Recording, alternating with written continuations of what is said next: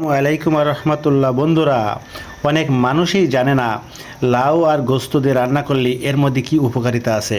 কেনই বা নবীজি এত পছন্দ করত, কেনই বা নবীজি এই লাউ দিয়ে গোস্ত খেত, এটা জানার জন্য, বোঝার জন্য আমরা এই ভিডিওটা পুরা দেখব আর চ্যানেলটা সাবস্ক্রাইব করে পাশে থাকব, বন্ধুদের কাছে শেয়ার করব।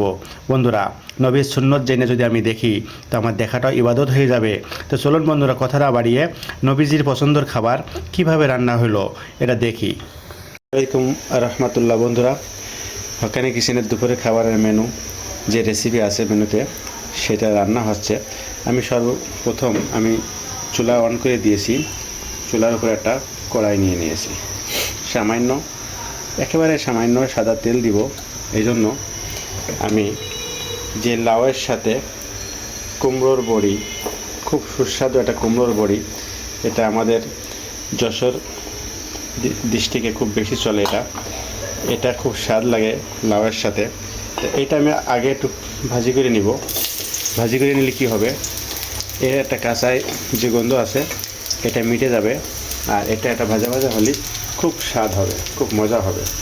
তো আমি সামান্য তেল দিয়ে নিয়েছি আর সামান্য লবণ দিব, দিয়ে এটাকে আমি একটু লাল লাল করে ভাজি করে নিব। বন্ধুরা, আমরা লাউটা বিভিন্ন জিনিস দিয়ে খেয়ে থাকি, লাউ দিয়ে, মাংস দিয়ে, মাছ দিয়ে। একবার যদি কুমড়োর বড়ি দিয়ে, এটা অনেকে মূলা দিয়েও বানায়, এটা বাজারে যে কোনো ভুসিমালের দোকানে কিনতেও পাওয়া যায়। আবার যারা বাড়িতে বানায় এটা সবচেয়ে ভালো হয়, স্বাস্থ্যসম্মত হয়।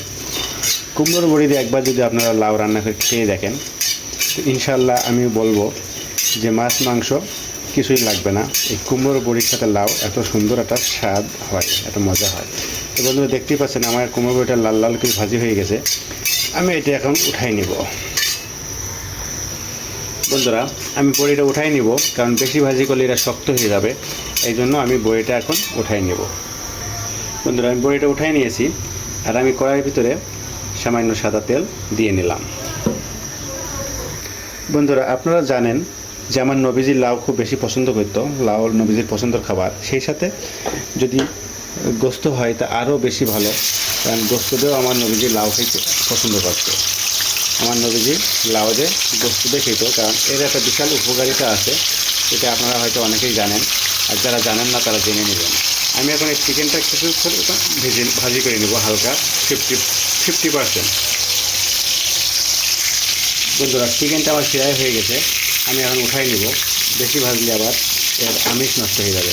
আর আমি চিকেন দিচ্ছি আজকে শুধু এই উদ্দেশ্যে যে আমার নবীজি লাউ পছন্দ করতো, আর সেই সাথে মাংসের সাথে আরও বেশি পছন্দ করতো। এই জন্য আমি কয়েক পিস চিকেন রেখে দিয়েছি, কারণ আমার নবীজির পছন্দের খাবার লাউ দিয়ে গোস্ত। তো বন্ধুরা, আমি উঠাই নিয়েছি। এখন আমি এখানে লাউ রান্না করব, সেই জন্য আমি কয়টা লং মরিচ, গোলমরিচ, 2টা ছোটো ছোটো এলাচ, 4 টুকরা ছোটো ছোটো শুকনা মরিচ, আর 2টা দারুচিনি, আর ছোটো ছোটো টুকরা তেজপাতা, আমি এগুলো দিয়ে দিলাম। একটু ভাজা ভাজা করে নেব। আর সেই সাথে আমি এখানে পাঁচফোড়ন দিয়ে দিচ্ছি সামান্য। পাঁচফোড়নটা যদি আপনাদের ভালো লাগে না তা আপনারা দিবেন না। এখন এটা একটু ভাজা ভাজা হয়ে যাবে, একটা ফ্লেভার চলে আসছে। এখন আমি এখানে যে জিনিসটা দিব সেটা হলো, আমি পেঁয়াজ, রসুন আর কাঁচামরিচের পেস্ট বানিয়ে রেখেছি, সেটা দিয়ে দিলাম। এখন আমি পেঁয়াজ, রসুন, কাঁচামরিচের যে কাঁচা স্মেলটা মিঠা পর্যন্ত আমি একটু এটা ভাজি করে দেব। বন্ধুরা, দেখতেই পাচ্ছেন আমার এটার কাঁচা স্মেল মিটে গেছে, আর খুব সুন্দর একটা ফ্লেভার চলে আসছে। কাঁচামরিচ দিচ্ছি বলে সবুজ লাগছে। আমি এখন এখানে পাউডার মশলা কিছু দিয়ে দেবো। আমি দিয়ে দিলাম কিছু ধনিয়ার পাউডার, আর কালারের জন্য দিয়ে দিলাম হলুদের পাউডার, আর স্বাদ মতো লবণ। এই হবে মশলা, এর বাইরে আর কোনো মশলা নাই। যেহেতু এখানে আমি কাঁচামরিচে রান্না করছি, এগুলো শুকনো মরিচ দিব না। আমি এখন এই মশলাগুলো ভালো করে কষিয়ে নেব। বন্ধুরা, দেখতেই পাচ্ছেন আমার মশলাটা শুকনো হয়ে গেছে। আমি সামান্য পানি দিয়ে দিলাম এখানে, যাতে মশলাটা পুড়ে না যায়। আর আমি আরও একটু কষিয়ে নেব। মশলা যত কষাবো তত তরকারির স্বাদ বেশি হবে। বন্ধুরা, দেখতেই পাচ্ছেন আমার মশলাতে তেল ছেড়ে দিয়েছে। আমি যে চিকেনটা ফ্রাই করে রেখেছি এটা দিয়ে দিলাম, আর যে আমি কুমড়োর বড়িটা ভেজে রাখছিলাম সেটাও দিয়ে দিলাম। ওইগুলো আমি ভালো করে মশলার সাথে মিক্স করে নেব, একটু কষিয়ে নেব বেশি করে। যেহেতু লাউটা নরম, লাউটা পরে দিলেও অসুবিধা হবে না। আমি এইগুলো আগে মশলার সাথে ভালো করে কষিয়ে নেব, সামান্য সময় ঢাকনাতে ঢেকে রাখি। বন্ধুরা, আমি ঢাকনাটা খুলে নিয়েছি। আমার চিকেন আর বড়িটা মোটামুটি মশলার সাথে ভালোভাবে কষানো হয়ে গেছে। দেখেন কত সুন্দর লাগছে। এখন আমি যে লাউগুলো কেটে সুন্দর করে টুকরা করে রেখে দিয়েছি এইগুলো দিয়ে দিলাম।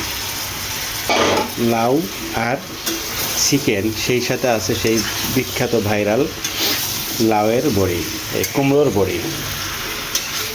আমার নবীজির পছন্দের খাবার লাউ আর গোস্ত। এই নবীজির পছন্দের খাবার আমি আজকে হক্কানি কিচেনে বানাচ্ছি। আপনাদের ভালো লাগলে আপনারাও এটা বানাবেন। শুধু এইটা জেনে যে আমার নবীজি পছন্দ করত, নবীজির পছন্দের খাবার লাউ আর গোস্ত।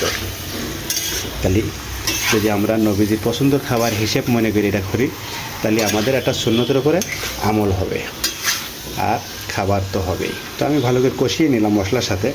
আমি সামান্য সময় ঢাকনাতে ঢেকে রাখবো, তারপরে আমি পানি দিব। বন্ধুরা, আমি ঢাকনাটা খুলে নিলাম। আমি কিছু সময় লাউয়ের সাথে আর গোস্ত আর কুমড়োর বড়ি মিক্স করে নিয়েছি, কারণ লাউ থেকে কিছু পানি ছেড়ে দেয়, এই জন্য আমি পানি এখনও দিছি না। তবে এখন আমি পানি দিয়ে নিব লাউটা সিদ্ধ করার জন্য।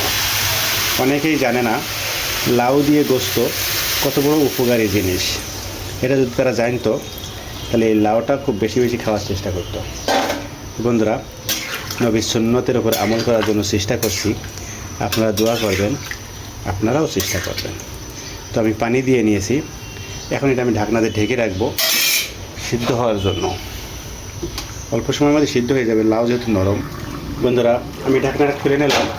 দেখতেই পাচ্ছেন আমার লাউ কত সুন্দর কালার হয়েছে। তো আমি এখন এখানে সামান্য কিছু পেঁয়াজ কলি দিয়ে নিব। অল্প কিছু পেঁয়াজ কলি আমি দিয়ে নিয়েছি, এটা একটু মিক্স করে নিব এর সাথে। আর অল্প সময় জাল করলে আমার রান্না শেষ হয়ে যাবে, রান্না প্রায় শেষের দিকে। পেঁয়াজ কলিটা দিলে দেখতে সুন্দর লাগবে, খাইতেও স্বাদ লাগবে। বন্ধুরা, পেঁয়াজ কলিটা দেওয়ার পর কিছু সময় আমি জাল করে নিয়েছি। এখন আমি শেষ সময় শাহি গরম মশলার গুঁড়ো ছিটাই দিলাম। শেষ সময় শাহি গরম মশলার গুঁড়ো দিলে একটু অন্যরকম ফ্লেভার আসবে। বন্ধুরা, আমি গরম মশলার গুঁড়োটা মিক্স করে নিয়েছি আর সামান্য সময়ের জন্য আমি ঢাকনাতে ঢেকে রাখছি। বন্ধুরা, দেখতে পাচ্ছেন আমার লাউটা রান্না শেষ হয়ে গেছে। এই দেখেন বড়িটাও চাপ দিলে ভেঙে যাচ্ছে, আর লাউটাও এরকম গলে গেছে, চাপ দিলেই গলে যাচ্ছে। এই জন্য আমার এটা রান্না শেষ। এখন শেষ সময় এসে আমি 4টা কাঁচামরিচ দিয়ে দেবো উপরে। কাঁচামরিচটা যখন সিদ্ধ হয়ে যাবে তখন এটা খাইতে একটা অন্যরকম স্বাদ লাগবে। আর আমি কিছু ধনেপাতা উপরে ছিটাই দিলাম। ধনেপাতাটা শেষে দিলে একটা আলাদা ফ্লেভার আসবে, খাইতে খুব স্বাদ লাগবে। তো বন্ধুরা, এই নবীর পছন্দনীয় খাবার লাউ আর গোস্ত, সেই সাথে আছে আমাদের পছন্দনীয় বিখ্যাত কুমড়োর বড়ি। এই রেসিপিটা আপনাদের কাছে কেমন লাগলো অবশ্যই কমেন্টে জানাবেন। যদি ভালো লাগে অবশ্যই ট্রাই করবেন, বন্ধুদের কাছে শেয়ার করবেন, হক্কানি কিচেনের জন্য দোয়া করবেন। আর হক্কানি কিচেন যেভাবে রান্না করলো এভাবে একটা দিন রান্না করে আপনারা খাবেন। ভালো লাগলে অবশ্যই আমাদের জন্য দোয়া করবেন। আর আমরা খাবার অপচয় করব না, আল্লাহকে 24 ঘন্টা ভয় করব ইনশাআল্লাহ। দেখা হবে আবার ভালো কোনো একটা রেসিপি নিয়ে। তত সময় আল্লাহ সুবহানাহু ওয়া তাআলা আপনাদের আমাদের সবাইকে ভালো রাখুক, দোয়া করবেন। আসসালামু আলাইকুম ওয়া রাহমাতুল্লাহ।